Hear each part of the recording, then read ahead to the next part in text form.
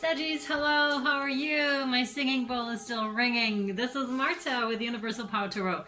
These messages we bring you here are supposed to encourage, elevate, and empower you guys, yay, as well as myself. People, thank you for being here.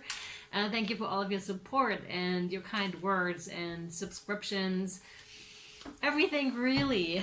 It's so cool. This tribe here is amazing, and this is your Sagittarius experiment. It's a timeless reading, so whenever it hits you, it's yours at that time.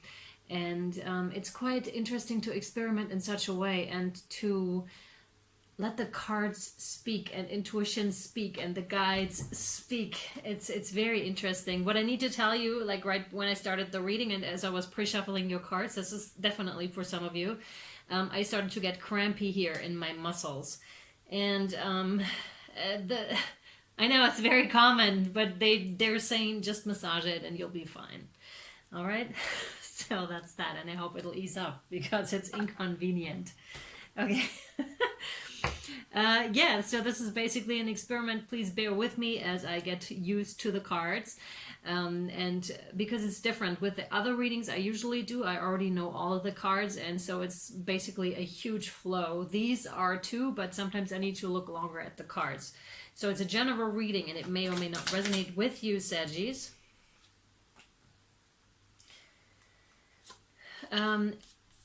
Not gender specific, not time specific. You can reverse the placements, and yeah, it's for those that seek personal and or spiritual growth. Quite obviously, these particular readings are a little bit further out there, so it's very curious and very cool to experiment, magical, and I love that so much.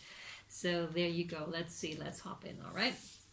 Oh yeah, and they can be triggering for that reason because you are seeking something.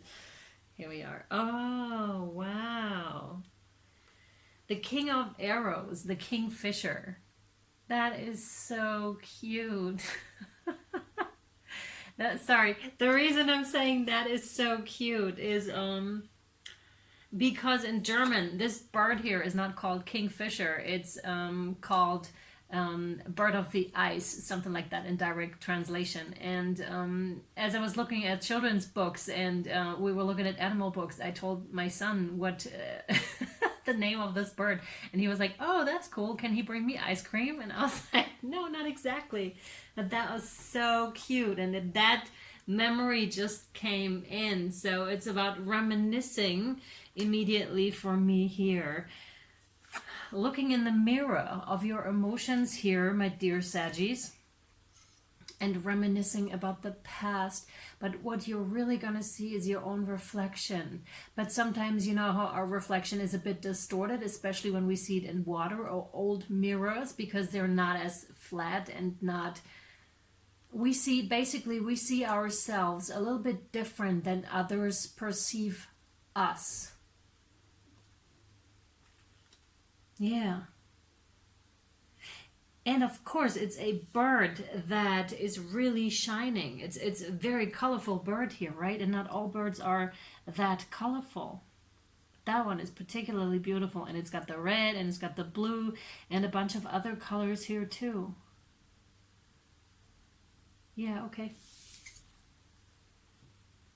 Oh, arrows. We're in the arrows, and arrows are the swords, basically, right? The swords. So speaking truth for sure.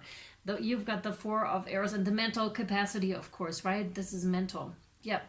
Seeing yourself differently than others may perceive you. And this is a transformative process that is happening here. And again, we've got something's up with your senses here and how you perceive something, because you know how those, when you go to mirror houses, for example, like on a fair, for example, right? Or when a mirror makes you look bigger or smaller or skinnier or whatever, right?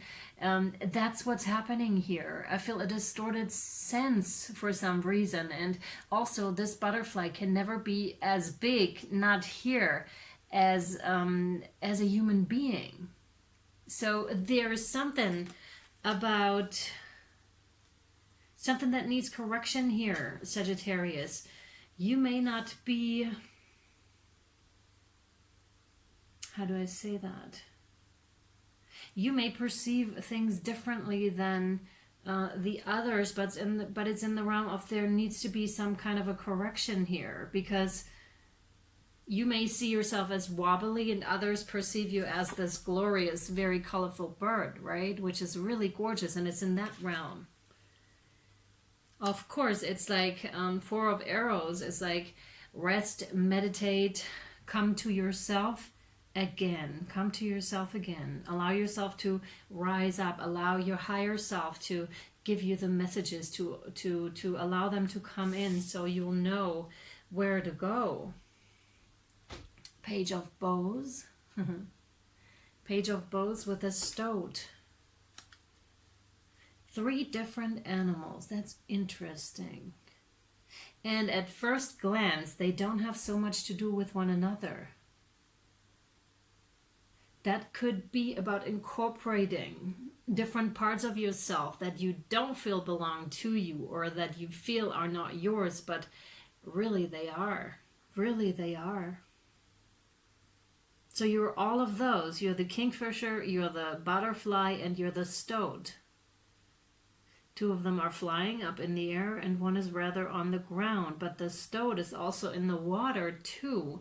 So that's where it's at, finding common ground with these 3 energies here, or 3 internal voices. Where is their common ground? Because at first they don't seem to go together, but they do have their similarities. Wow. And something that is striking to me right now is, but the kingfisher is flying, right? But it can also be in the water. So flying and in the water. And that's that, right? So that's where they come together. It's within you that they come together, within you that they find common ground here, if that makes any sense. Let's see further. And another one, you have another animal again, the bear, and Scorpio had that, very much so, and it's, wow. And that's again, different territory again, because now we have stone, we have like a stone cave here, so very different animals. They all have very different surroundings that they feel comfortable in.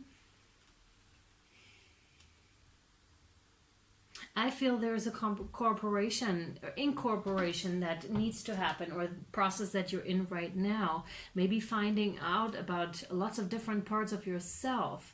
This is in the deeply psychic realm, actually, and deeply emotional realm. So once you dive into that, this whole new world is gonna open up. What I just saw is the kingfisher diving into the water, whereas before they were in the air, and all of a sudden they dive in, and in the water, all this colorful world is emerging, and that's what they see. It's like diving in, going deep, going under, and then all this gorgeous, colorful realm is opening up with different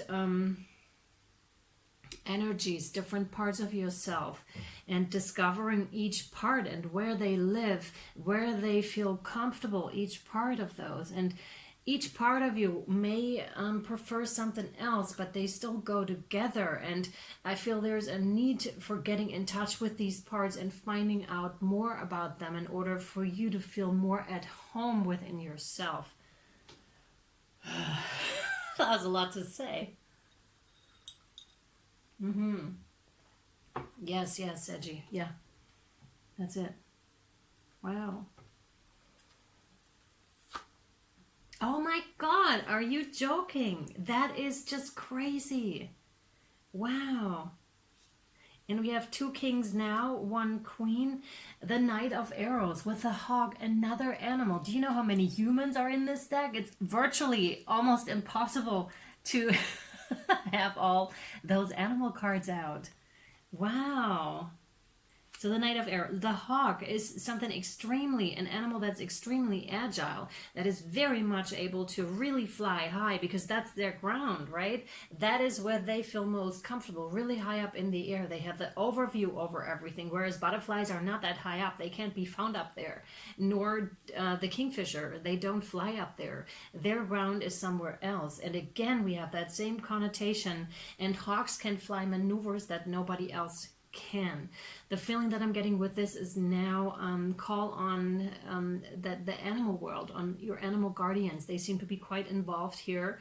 Find out who they are, where they're comfortable, like or in what territory they can help you. Yeah, and that's going to be important because you're exploring apparently all of those territories here. And you will need different guides for different territories, and you are in the process of finding out who they are, and if you already know them, then how to work with them and how to make your path easier, which seems to be extremely diverse here, Sagittarius, by getting in touch with those forces of nature and elements of nature. Yeah, and the hawk is such a smart animal. I recently saw a hawk a couple of times, and I was like, every time I see a hawk, it's a special moment because I know, wow, thank you, Spirit. It's like that kind of a moment. And here we have the human being. Wow. 5 of Vessels, ecstasy, Sagittarius. That is gorgeous. That's a ritual. That is a ceremony. I really recommend, if you do not plan on doing anything or didn't have anything like that in your mind, that you create a ritual for yourself or attend a ceremony where Soul Tribe is present. And you don't have to specifically say, oh yeah, I'll go there, Soul Tribe is going to be present. They're going to be present either way because like attracts like. And that's that. And with the ecstasy... yeah, that's basically that's the incorporation. 1, 2, 3, 4, 5. Of course. I love this. Of course. Look, 5. Those are your animal guides here. Those are the incorporation. Those are the parts of yourself that you need to take back in, and when they're incorporated, oh my God, you're gonna shine. You see this, and it's like ecstasy. That's like, wow. Feeling home, right? Really coming home to yourself. And again, use a ritual, maybe drum beats, whatever it is. You don't have to be in a group. You can do this by yourself. If you feel comfortable, please only do those things if you feel comfortable, all right? And if you feel good with it, it can be small. You can light a candle and just sit with it and allow for whatever wants to come in to come in. And this almost looks like the wings of a butterfly here too. So yeah. Wow, and we've got the teeth of the bear. So it's in a form, in a way, it's really incorporation, but also conquering, but not in the sense of pushing them down or something, but it's mastery. Thank you. That's much more precise. Mastery of these things. And we have the hair of the stoat here too in her clothing. So it's all of those. All of those are incorporated now, and you're happy as can be, dancing away because you are feeling such bliss here, my dears. Dancing underneath the stars, like in the middle of the desert if you can, wherever you are. That's amazing. If you've ever seen it, like for example, Australia, I visited Ayers Rock, and the stars, as the stars came up, like Australian night sky is absolutely incredible. And if I had known so much about rituals and ceremonies back then, I would have definitely, not Ayers Rock because that's holy and I'll stay away from that because I've experienced the force and the power that lays in these things too. So you want to be careful with your rituals and want to make sure it's love and light, and want to make sure you respect those forces as well. So but under that night sky, that's what they're showing me. And then dancing like on the red earth, right, that the Australian desert provides at some in some areas. And that's that, just dancing there freely and not minding anyone else who may be saying or perceiving you perceiving you, thank you, in such a way. It's also becoming comfortable with who you really are and with expressing your true nature, because it doesn't matter if that's the perception part. That's only what you think others may think about you or how they may perceive you, but that's never really true. And who are you to wanting to know what they think, right, about you? And that's often, again, a reflection, a distorted, thank you, that's it, a distorted reflection of yourself that you then project onto others. So interesting, right? When we do this consciously and unconsciously, and then it's being reflected back to us.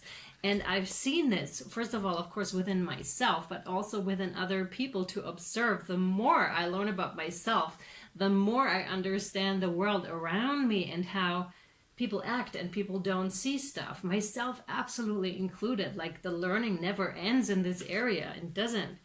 And it's so interesting when projections, or when something is projected onto us because of a different kind of experience of the world, and you then in turn can choose not to take that on.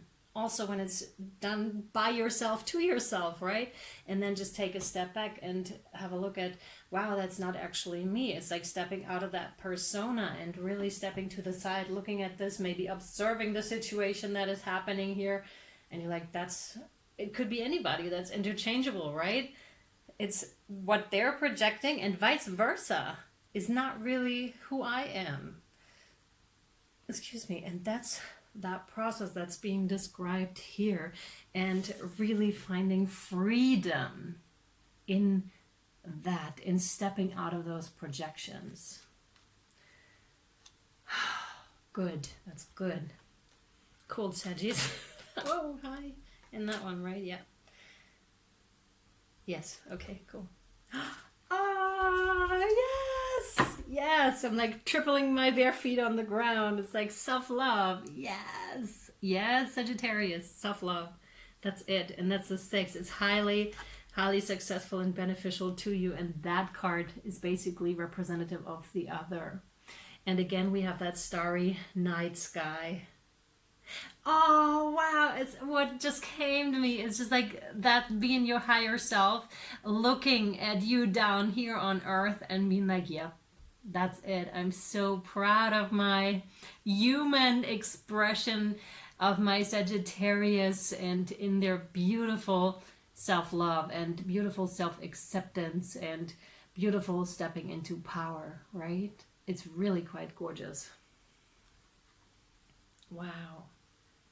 Yeah, and if you want to wear flowers on your head, be my guest.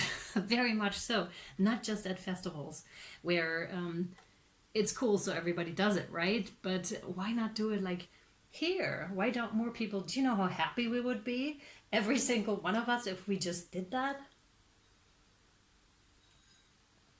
Without being catching strange looks. But when you're in that position here, strange looks won't matter, because it's not, you're not allowing projection onto you, right? Because it's just, oh my god, yeah, because it's just another person's perception, and not allowing themselves to be that which you are, which you're stepping into. Love it, Spirit. Yes. All right, second one. There's a lot about vibration too. Before we step on, there's a lot about vibration, and a lot of gorgeous energy is surrounding you at that time, and there are going to be aha moments. It's about the third eye and a little bit of the crown as well, but more so third eye that is popping here, and that's going to guide you. Oh, what? Guys, I thoroughly shuffled these cards, and yet it's the third reading where this card pops out. Like Sagittarius had it, and I think Taurus had it, or Cancer, I can't quite remember. But I really, really shuffled these cards thoroughly, and yet it's the third reading. There must be a lot of transcending happening right now within the collective. You have the path with the number 8, again, highly successful and very abundant as well, right? Whew. But each time the interpretation was a little bit different. A lot of starry imagery. Ooh. Oh, that's loud. Just all right, Saggies. Wow, that was loud. I apologize. and taken that as a sign at the same time, because I just exchanged that smoke thingy. I just exchanged the batteries. However, so it shouldn't go off. There's a lot of starry imagery is what I said here, and I'll take this as confirmation. And it's also, again, with the red earth here. See this? Sun's going down, and there's a lot of power within the stars and a lot of power with connecting with the earth at night here, because apparently what they're saying is going to open another portal here, like that that dancing, that ritual, especially at night. Like there must be some incredible power in, and native people do that too, right? They have the fires going and then they're dancing around the fire, and it's night. They're waiting for the night, and there's a special power in having those rituals at night under starry sky if you can, possibly in the companionship of others, like-minded people, because it generates a certain type of energy too that collectively, when we radiate that, we're pulling it down, okay? And we in turn help the collective wake up too. All right, Saggies. Okay, cool. Yeah. Plus with all those, eclipses and stuff that is happening, there's so much going on in June right now as I'm recording this. It's crazy, and I'm definitely feeling it. Man, all right. And I'm doing a ritual myself on Sunday, and I'm really looking forward to that. Oh my God. Did we not just talk about prosperity and abundance with the number 8? That's incredible. You have, how do I translate that? That's harvest, basically, right? That's harvest. Heirs. I don't know how to translate that. With the number 10 breaking down to a 1, which is something new, newfound abundance. And that abundance lies in self-love, in discovering who you really are, coming closer to your core and to what floats your boat, basically, without preconceived ideas and such. It's really freeing yourself of that and finding incredible abundance in yourself. If you're a woman watching this, then this is about womb. Their womb works is what they're saying. So there's a lot of energy stored in our wombs, so a womb ritual might be very beneficial. It's also got to do with the root chakra, which is important because ancestral stuff is also stored very much in the root chakra. And it's not just ancestral, but it's collective energies. So that is in the realm of shadow work.